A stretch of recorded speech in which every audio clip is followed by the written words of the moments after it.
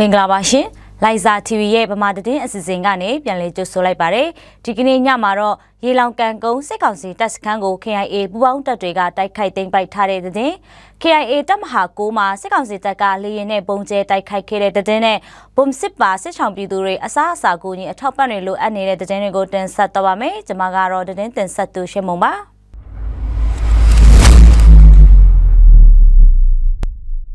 KIA တပ်မဟာနဲ့တပ်ရင်း14နေမြေအတွင်းကရေလောင်ကန်ကုန်းမှာတပ်ဆွဲထားတဲ့စစ်ကောင်စီတပ်စခန်းကိုဒီကနေ့ညနေပိုင်း2:40မိနစ်အချိန်မှာအပြည့်အစည်တိုက်ခိုက်သိမ်းယူထားပြီးဖြစ်တယ်လို့ရှေ့တန်းသတင်းရင်းမြစ်တွေစီကနေသိရပါတယ်။ရေလောင်ကန်ကုန်းကို2019-2018ခုနှစ်ကနေစစ်ကောင်စီခလာရ290နဲ့ခလာရ260တပ်ရင်းတွေတပ်ဆွဲထားခဲ့ပြီးစခန်းဝန်းကျင်ရွှေမော်တွေကနေမတရားအခွန်ကောက်ခံခဲ့ကြတယ်လို့သိရပါတယ်။စွန်လရှိရနေ့ကလည်းစခန်းဝန်းကျင်အနီးကိုလက်နက်ကြီးပစ်ခတ်တာကြောင့်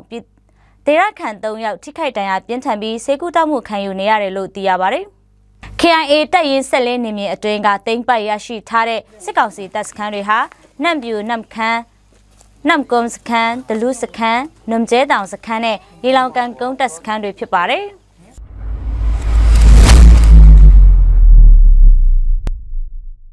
KIA အမှတ်6တပ်မဟာနေမြေမှာစစ်ကောင်စီတပ်ကဇွန်လ9ရက်နေ့ညနေပိုင်း3နာရီခွဲအချိန်မှာဝိုင်ထွဲလေရင်2စီးနဲ့ဘုံကျဲတိုက်ခိုက်မှုတွေပြုလုပ်ခဲ့တယ်လို့သိရပါတယ်။အဆိုပါစစ်ကောင်စီဝိုင်ထွဲလေရင်2စီးဟာတပ်ရင်း6နေမြေအနီးတစ်ဝိုက်ကိုည10နာရီအချိန်မှာ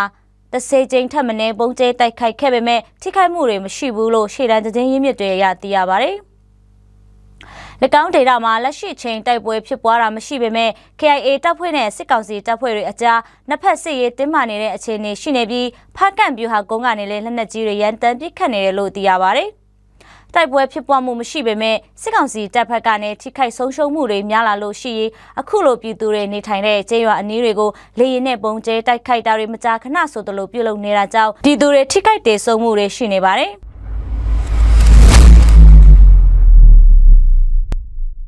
ဗမော်ခိုင်အင်ဘာဘာနင်းထွန်ပုံစစ်ပါမှာစစ်ဆောင်နေကြတဲ့ပြည်သူတွေစစ်ဆောင်ကာလကြာလာတာနဲ့အမျှအစားအစာအကူအညီတွေလိုအပ်နေတယ်လို့စစ်ဆောင်ပြည်သူတွေထံကနေသိရပါတယ်။နိုင်ငံရေးစစ်ရေးအခြေအနေမျိုးမျိုးကြောင့်နေဆက်ဝန်းကျင်တွေမှာအလုတ်လှုပ်ကိုင်ဖို့မလွယ်ကူတော့တာကြောင့်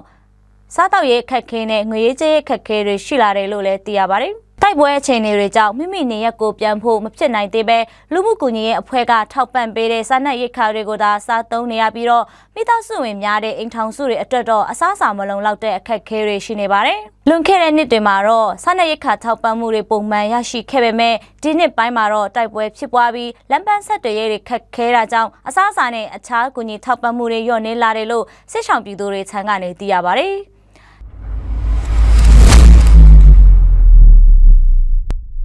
တင်းတင်ဆက်မှုပြည်ဆုံးသွားပါပြီကြည်ရှုနာဆင်ခဲ့ကြတဲ့ပရိသတ်ပေါင်းကိုစိတ်နှဖျားရှင်လန်းချမ်းမြေ့ကြပါစေရှင်ကျေးဇူးတင်ပါတယ်